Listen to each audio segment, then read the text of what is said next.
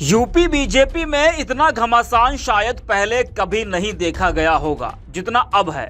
इससे पहले भी बीजेपी कई चुनाव हारी, कई चुनावों में प्रदर्शन ठीक नहीं रहा, लेकिन इतना बवाल शायद कभी नहीं देखा गया जितना बवाल लोकसभा चुनाव 2024 के बाद हो रहा है। यूपी बीजेपी का प्रदर्शन खराब क्या रहा, पार्टी के अंदर तो फूट ही मचने लगी। बीजेपी विधायक, सांसद, मंत्री, कार्यकर्ता सबके सब अपनी ही सरकार को कटघरे में खड़ा कर रहे हैं। कोई एक दूसरे पर हार का ठीकरा फोड़ रहा है तो कोई बीजेपी विधायक, पूर्व मंत्री अपनी ही सरकार में हो रहे भ्रष्टाचार को उजागर कर रहा है। एक तरफ योगी जी भ्रष्टाचार को खत्म करने की बात कहते हैं। वो कहते हैं कि पिछली सरकारों में जगह जगह बेईमान और भ्रष्ट लोगों को बैठा दिया जाता था जो प्रदेश को खोखला बनाने में लगे हुए थे, लेकिन योगी जी वही तो आपकी ही सरकार में भी हो रहा है। और इस बात को आप माने या ना माने, लेकिन आपके विधायक, मंत्री, सांसद जरूर मान रहे हैं। जी हाँ, बता दें कि पूर्व मंत्री और बीजेपी नेता मोती सिंह के बाद अब एक और बीजेपी विधायक ने अपनी सरकार का भ्रष्टाचार उजागर किया है। बता दें कि बुलंदशहर सदर से बीजेपी विधायक प्रदीप कुमार चौधरी ने अपनी ही सरकार में हो रहे भ्रष्टाचार को लेकर एक पत्र लिखा है। उस पत्र में क्या कुछ लिखा है वो आपको बताते हैं। लिखा है कि निवेदन करना है कि मेरे द्वारा विधानसभा सत्र के दौरान काली नदी पर अवैध कब्जे व काली नदी की सफाई का प्रश्न 3 बार उठाया गया था। सिंचाई मंत्री माननीय स्वतंत्र प्रभार जी से मुलाकात कर उन्हें भी इस प्रकरण से अवगत कराया व केंद्र सरकार को चिट्ठी लिखी। माननीय मुख्यमंत्री योगी आदित्यनाथ जी ने इस प्रकरण का संज्ञान लेकर केंद्र सरकार से मेरे प्रस्ताव पर 90 करोड़ की राशि आवंटन हुई। जिला समीक्षा बैठक के दौरान माननीय प्रभारी मंत्री वन एवं पर्यावरण एवं जिलाधिकारी के समक्ष पूरा विवरण जोर तोड़ से रखा। जिलाधिकारी जी ने माननीय मंत्री जी के सामने आश्वासन दिया, जिस अधिकारी ने काली नदी पर अवैध कब्जे नहीं हटवाए हैं उसके खिलाफ सख्त कार्रवाई करूंगा, लेकिन अभी तक कोई कार्रवाई किसी के खिलाफ नहीं हुई। इस काली नदी में गंदगी के कारण हर वर्ष किडनी व कैंसर जैसी गंभीर बीमारी से लगभग 50 व्यक्तियों की मृत्यु होती है। इसलिए अवैध कब्जे हटना व काली नदी की सफाई होना जनहित में और माननीय मुख्यमंत्री जी की नीति में निहित है।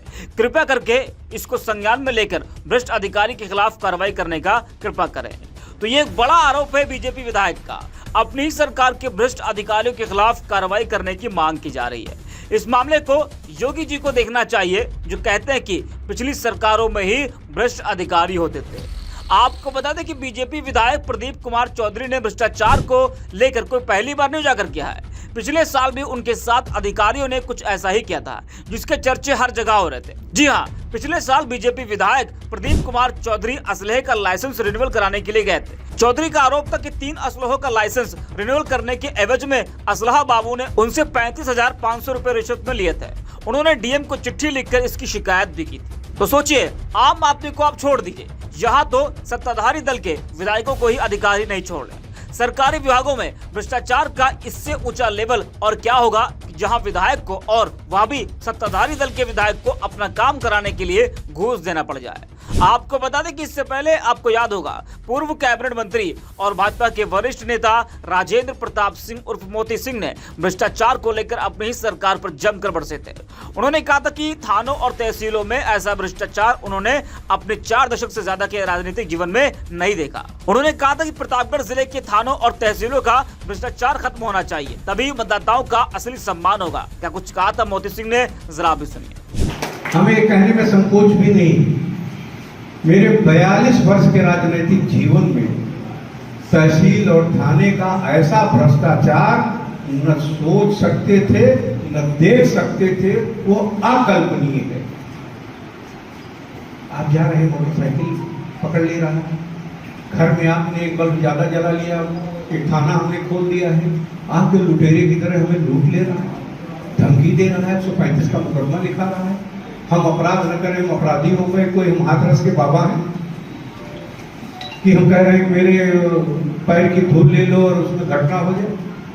इसलिए मित्रों, आपका अभिनंदन जवानी करने से नहीं काम चलने वाला है। आपका अभिनंदन आपके माथे के चंदन की रक्षा के बाद ही संभव है। ये आपकी इज्जत बची है। आज जहां इस केसरिया कपड़े को अपने कंधे पर रखते दिखे, वहां उसे सम्मान मिले, वहां उसे आदर मिले। आपका काम न हो लेकिन जिसके पास जाए वो तो कह दे कुर्सी।